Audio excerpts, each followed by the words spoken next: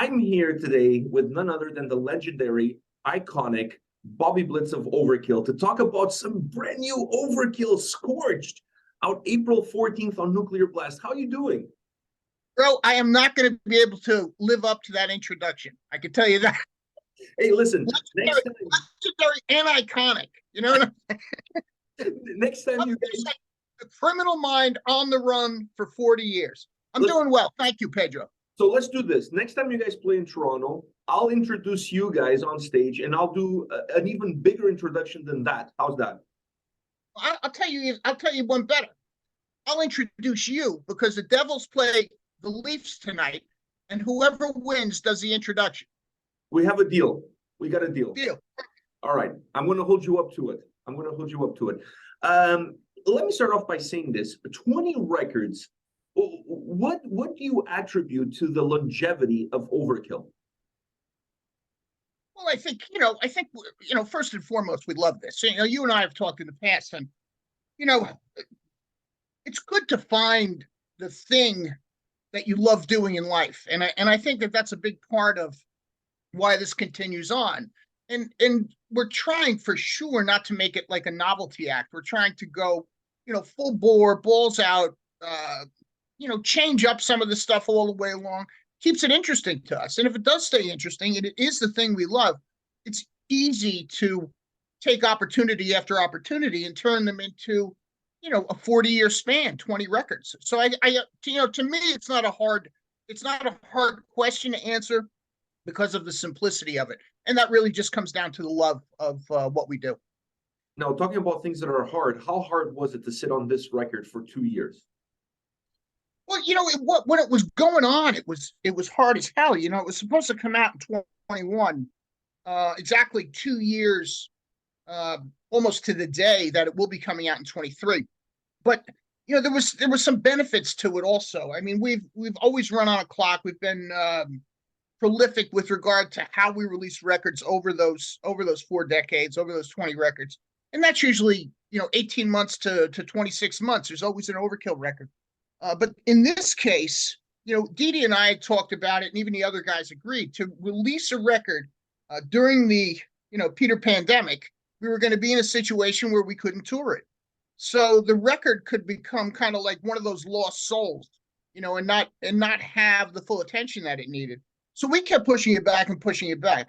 Now that was hard to do, but the other side of that is I think the results speak for themselves with regard to us having that much more time to work on it, especially myself.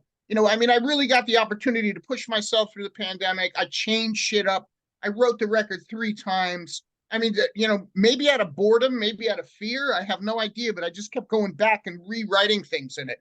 And I think, those results really do speak for themselves that, 3-4 years down the line between the 2 records, I guess it'll be 4 between Wings of War and Scorched, show a different side of Overkill. So I'm happy to report that it was the light in the dark when it came to the pandemic. Well, what does the title of the record represent for you?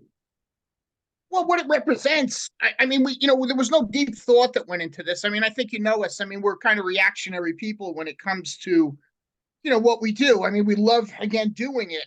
We're looking for that impact, action versus reaction type of a response. But somewhere in there, once it was all done and I started in hindsight thinking about it, there was something about, the early days and the Feel the Fire introduction of Overkill to the world. And, started looking at the cover developing and seeing the fire in the background and Travis Smith doing the artwork, and the 2 demons are fighting each other or facing off against each other. And I said, it's funny how, to some degree, even though the dynamics on this record are different, I think it still speaks to the fact that the soul or the heart of this band or our principles haven't changed since 1985. The results may be a little different. We're still a heavy metal band. We're still a thrash band. We've still got some groove. But I think that, the guys that made that record, all they are is just more mature now and have more experience. It's not about, what we did back then was something we hated. It's not. It's still something we love to this day. So I think in hindsight that Scorched represents the fact that we were in it for life when we said we were. It's interesting that you say that, because listening to this new record, the first thing that it came to my mind is that it sounds like Overkill. And that doesn't mean that previous records didn't sound like Overkill. But what I mean by that is that this one, I felt a little bit of a bridge between the past and the present with how this album came across sound-wise. Is there a DNA of the what it is to be Overkill in the sound that the band makes that maybe it's a little bit better represented on this record? But I mean, this is the first time I was ever presented with that kind of question. But I think you're probably right. I think you're picking up on the subliminal. I mean, things that we don't pick up on, but we take for granted ourselves. And that is, again, that we were in this to be heavy, but also to have impact when it comes to people listening to it. But I do think there's something in the DNA, but it's also something in the presentation. I think that what we're trying to do is make each record better. We go from the Wings of War to Scorched. We're trying to push ourselves or push those boundaries. So you're getting a little bit different Overkill all the time, but still that core, it remains the same. Now, when it comes to a throwback feel, I think that the majority of that comes from the mix. I mean, there's a modern punch to the mix. You can hear, those drums have that digital smack you right in the chest kind of a feel to them. But simultaneously, there's really an early 90s kind of a scooped guitar in there, and they're kind of, that becomes reminiscent of, somewhere in the past, somewhere where that, where we were exploring our own DNA, at that time. So you get the resonation of a room with the drums. You get that older sounding guitar with from the 90s, and you get a fresh face, kind of old school. Well, not my face, but but it's a fresh face, on the old dog. And I think that I think it's a good pickup that you had, because I never thought of it that way with regard to DNA and what was as compared to what is. And to piggyback on what you're saying on the sound, I thought was really cool. I agree with everything that you say. At least that was my perception listening. I mean, and who am I to disagree? But I agree with everything, because I picked up that listening to the album. But I also like the fact that it felt to me like the guitars were maybe a little bit more in the forefront, the drums behind it, and then you guys had the bass really popping and kind of being the bridge between those two elements. Sometimes adding a little bit more oomph to the guitar, sometimes adding a little bit more oomph to the drums, but not linear and not exactly the same across each and every single song and every moment of each and every single song, which is something that I saw more in the past of Overkill than I've seen in the present. I think that we had, there was a template for us for, a long period of time, or at least maybe the last 12 years, and especially Ironbound, Electric Age, White Devil Armory. There was a template with regard to how those records were done. We didn't talk about it. It's just where we fell into naturally. And that started being pushed out, during the grinding wheel. And I think that this becomes even more so pushed out of the sameness. There's parts on this record, like the beginning of The Surgeon, where you hear Dee Dee's bass popping again. You hear that, you hear the hi-hat right in your ear. And then Dee Dee's bass comes in and it's popping like it was popping back on Years of Decay, Yeah. or popping on Horoscope. Some Terry Dave productions, which was, a great time for us. There's a spot in Scorched where we dropped the second guitar out in the lead to bring back that kind of old school mentality of when we were a four-piece. Mm-hmm. And that was, I thought that was kind of, I'm not going to say ingenious, but I thought it was quite interesting, characteristic. Dee Dee said, I just want to do three pieces here I want bass, drums, guitar for the lead. And I was like, boy, that's really going to be a cool dynamic, because it's going to bring your head back to something else. So I think that consciously we were heading in that direction with a few things. But I never thought of all those characteristics at that time as being old school till you just brought it up. What do you like the most and dislike the most about the creative process going into the studio recording a new record? Well, I'd like to see it come together. I'm not afraid to make mistakes. So for me, I'm wide open to suggestion, put it that way. And that's one of the things I really like. I mean, I worked with a guy, I thanked him on the record. He's been doing He's been doing the vocals for me since Ironbound. And he's a relatively local guy. He lived up by my mom, so I could stop at my mom's house and have dinner, on the way home after dinner. Big heavy metal guy. What's for dinner, Mom? So I love working that way. I hate working with I like to go. I don't like to sit around and talk about it. You know what I mean? I'm open to suggestions, but they can't be more than 2 sentences. If somebody's going to sit there and read me a book on how I could do this better, I'm not interested. I already know what I want to do in my head. That suggestion may bring it out, but if it's 1 or 2 sentences, I'm totally into it. But if it's 10 paragraphs, I don't give a shit. Please shut up. We're moving on. Hit record. So they're the 2 things: love and hate of the same thing. I'm going to throw you a curveball because this album threw me a lot of curveballs. What's your favorite riff on this album? Oh, geez, it's hard to say because it's the entire record is a collection of riffs. It's, I remember somebody asking me this way back in like 2020, what's the record like? And I said, it's really a riff-oriented record. And all I had was the skeletal demo at that time. And what I meant by a riff-oriented record was that it wasn't just a lot of chugging guitar to sing over the back of. I thought to myself, man, I'm going to be singing over all these riffs, not just, necessarily rhythm parts. And I thought that it was really cool that the way that it came together was really like it was a connection of the riffs. And in many cases, if not all, those connection from riff to riff became seamless. And I think that was the idea of making this record successful, was to make those riffs seamless. But when it comes to the riff in itself, one riff, if I had to pick it, I would pick the riff in Wicked Place, because it's an old, badass kind of a blues ride. Man, I mean, this is the kind of shit when I was in a Columbia record house and I got, 12 vinyl platters for a penny.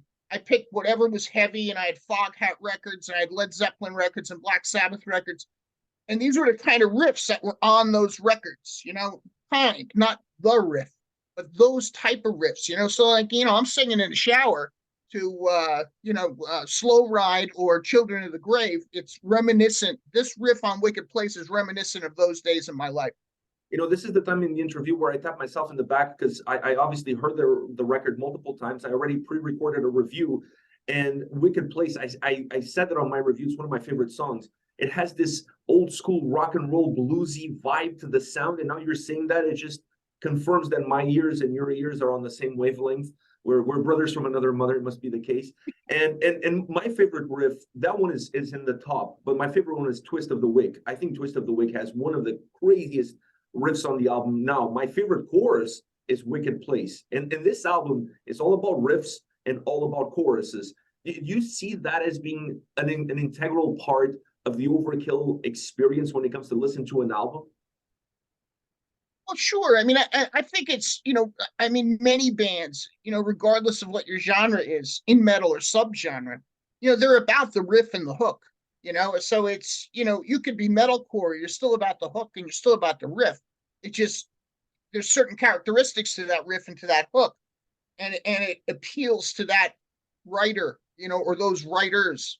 I think that Overkill has always been about that, but, the thing about this record, when it comes to the riff and the hook, is that it was a dirty word when I was 50, but in my 60s, maturity and experience is a good thing. And that's what I can hear coming through those riffs and those hooks, is that we kind of know where to put them. Hey, it only took us fucking 40 years. 20 records. Oh my God, those guys write some great hooks. It took me 40 years to write Wicked Place. That's hilarious. Your voice is as good today as it was in 1985. What's your secret? Oh, I went to a higher grade of methamphetamine. I'm not buying it on the straight anymore. I'm going straight to the pharmaceuticals. I quit smoking, after the Electric Age. I mean, if you're a real Overkill aficionado, I obviously have my pacifier. I mean, I've had it since, but I've there's never been a lit object in my mouth since 2012, and I think that kind of gave me a rebirth. I mean, with regard to health, and beyond that, with regard to clarity. At my age, we should be tuning down. We should be dropping the 440 tunings or the standard E tuning down to a D so I can hit the notes. What happened after 2012 is my voice, I got a better grit for the low end, but my high end actually increased and I could control it more. As soon as I dropped the cigarettes, I mean, between the two records, between the Electric Age and White Devil. So, that's all I could really attribute it to, is the fact that was the biggest change. And I had to stop. I mean, it wasn't like I'm going to stop for my health. I mean, I got smacked in the face by God and he said, hey, you stop or you die. I said, okay, I'll stop. You don't got to tell me again. You were put against the wall. You were put against the wall. But I think, I mean, even, Didi has said to me, shit, man, these fucking vocals sound, they sound better than I've heard with regard to what your presentation is. It sounds effortless. Yes. And, I mean, it's a great compliment. I don't think about it until I hear it after or somebody picks up on it. But it's, it's a great compliment to be able to be this far along in our career and still have the ability to get better, to release relevant records in the current day, to be better in 2023 than, for instance, we were in 2019 or 2015. And I think that's a great testimony to the fact that not only do we love this, but we want to push, we want to push the limits. I mean, listen to the drums on this record. I mean, just beyond me, Jason totally understood this band. He had a great Wings of War session with us, but this time he's like, no, it's got to be this way, or no, it's got to be that way. And he came in and totally understood the record, and that's the foundation you build all those riffs on. So I mean, it's everybody's pushing the limits, and I think that's I suppose a testimony to why we do this is that we still want to improve even at this age, not just be a novelty album. And I know it's hard to teach an old dog new tricks, but do you still learn any new things with every record that you put out? There was, on this record, I mean, I assume you're talking vocally because you're asking me. I was having the hardest time with the song Fever, because it was different for us. And that is actually a song tuned down, but it's tuned down for effect, not for me to where I could sing it. It's tuned down to shake the room, to have all the coffee cups on the table move, when that heavy riff comes in. So it's tuned down all the way down to A.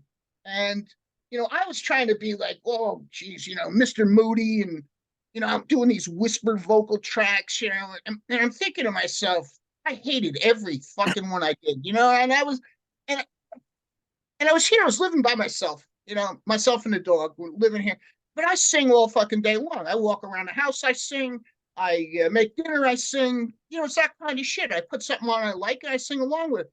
I'm singing along with something like, I was like in a Rhodes, Randy Rhodes, Ozzy mood, and I don't know if I was listening to Over the Mountain or something. I was singing to it, and I said, he's just opening his mouth, and it's coming out. That's what he's doing. So I learned how to just open my mouth and have it come out, and I applied it to the mellow sections in Fever. So it took me out of that, Mr. Moody, Mr. Scary bullshit, and put me in to a place where I was just singing like myself. And I kind of attribute that to hearing someone else do it. And in this case, Ozzy Osbourne, hey, I'm singing like myself. This is the way it works. And I think that's one of my movement forward, one step forward kind of thing on this record is the mellowest part of Fever. This is a difficult question. At least I assume it's going to be a difficult question, which is after 20 records, if you had to introduce Overkill to somebody who's never heard of Overkill, and this is not necessarily a question about which Overkill album is the best album, because that's always debatable, but which album would you pick as the one that maybe is the best one to introduce a new fan to the band? I mean, you're right. It is a hard question. I can't say the new one because, this one I think is much more different than much of the things we've done in the past. I think it's relevant with regard to what we've done in the past because it's the same tools we've used. They're only expanded upon. But I think that there was versions of Overkill. There was the version with Bobby Gustafson, which was 4 records and culminated on the Years of Decay, and I think that was a great chapter of the band. But I think the band from that point changed in 1990, 1991. So I would pick the Horoscope record, and the reason I say it is because a lot of the tools that we use on the records today, including that of Scorched, we used in Horoscope, and that would be the riff, that would be the groove, that would be the mellow vocal sections, that would be the rhythmic vocal sections and rhythmic choruses and hooks. So I think the Horoscope record for sure represents something that we've taken with us from 1991 all the way to 2023. If you could go back in time and see the Bobby Blitz of Feel the Fire, what would you tell him? You've had too much to drink. Go home. Just go home. Somebody's gonna get fucking hurt. And it's gonna be you. Yeah, usually once. I got one last question for you. I always hear people talking about the big four of thrash, and I always feel like Overkill, Testament, Death Angel to a certain extent get the short end of the stick because you guys were in the trenches really pushing that genre, decade in and decade out.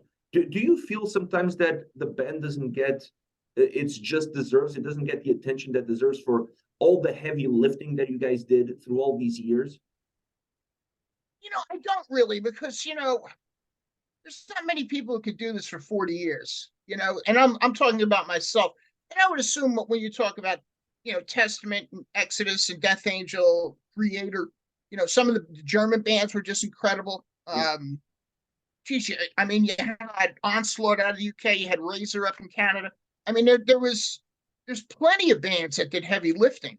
And the big four at the beginning fought in the trenches too.